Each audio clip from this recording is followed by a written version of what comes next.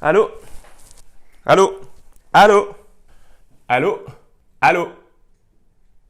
Non, je plaisante, c'est le répondeur! Excellent, enregistré.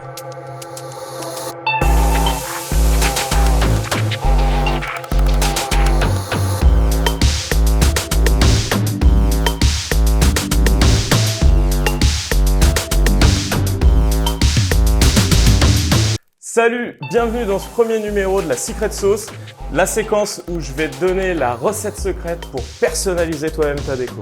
Comme tu as pu le voir dans la séquence juste avant, je me suis fait plaisir sur une belle commande de bombes Montana. Les bombes Montana, si tu ne connais pas cette marque, c'est une marque issue du graffiti qui est vraiment la référence pour moi en termes de bombes.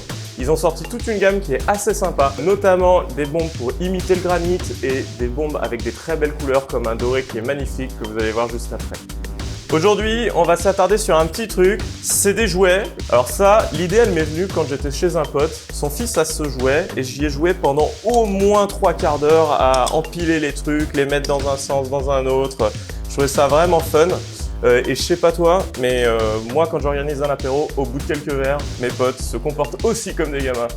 Donc je me suis dit que c'est quelque chose qui pourrait leur plaire et que cette sculpture évolutive, ça serait cool. Le problème, c'est que c'est super moche. C'est orange, bleu, je déteste les couleurs, il y en a dans tous les sens, enfin c'est fait pour enfants quoi. Donc je me suis demandé comment est-ce qu'on pourrait tourner ça en un objet cool.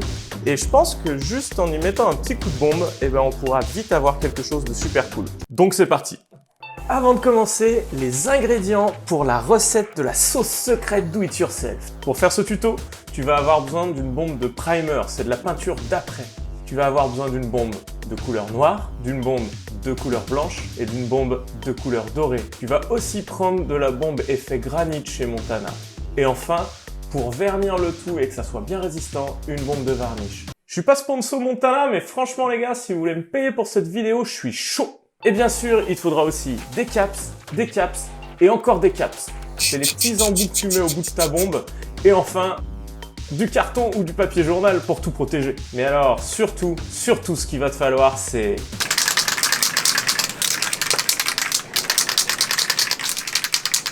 de l'huile de coude. Allez, on se retrouve sur mon balcon. Alors, on commence tout d'abord avec la couche d'après.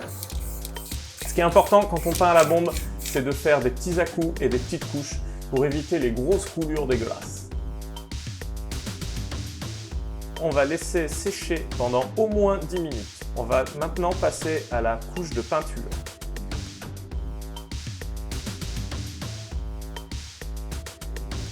Je fais d'abord une couche de noir.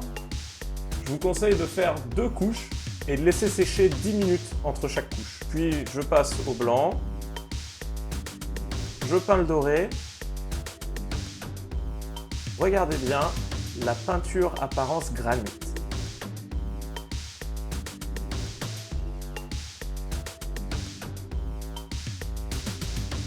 Ce qui est important entre chaque couche, c'est de bien laisser sécher.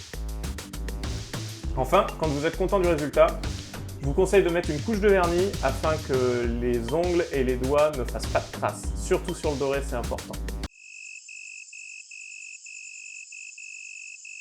Et voilà, tada! Comme tu as pu le voir, c'est un tuto assez facile, mais comme tu peux le voir, je suis pas habillé pareil, tout simplement parce qu'aujourd'hui c'est déjà demain. Et oui, si le tuto est facile, il faut quand même prendre du temps pour le faire et surtout bien avoir la patience de laisser sécher entre les couches, sinon ça sera un rendu pas terrible que tu vas obtenir. Si je résume ce qu'on a vu aujourd'hui, c'est: je pense qu'il ne faut pas prendre trop de couleurs. Si on s'éloigne du rendu jouet, c'est justement pour avoir quelque chose de plus sobre et plus élégant. N'importe quelle peinture pourra aller. Je te conseille quand même de prendre des couleurs mates qui sont plus tendance et qui gommeront les défauts.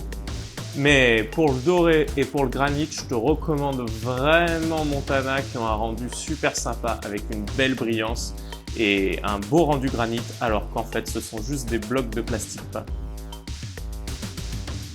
Voilà, c'est la fin de cette vidéo. Comme d'hab, n'hésite pas à lâcher ton petit pouce bleu, mets-moi dans les commentaires si le tuto t'a plu, si t'as d'autres idées, s'il y a des choses que t'aimerais voir, je serais ravi d'y répondre et de faire mon max pour t'apporter les vidéos qu'il te faut.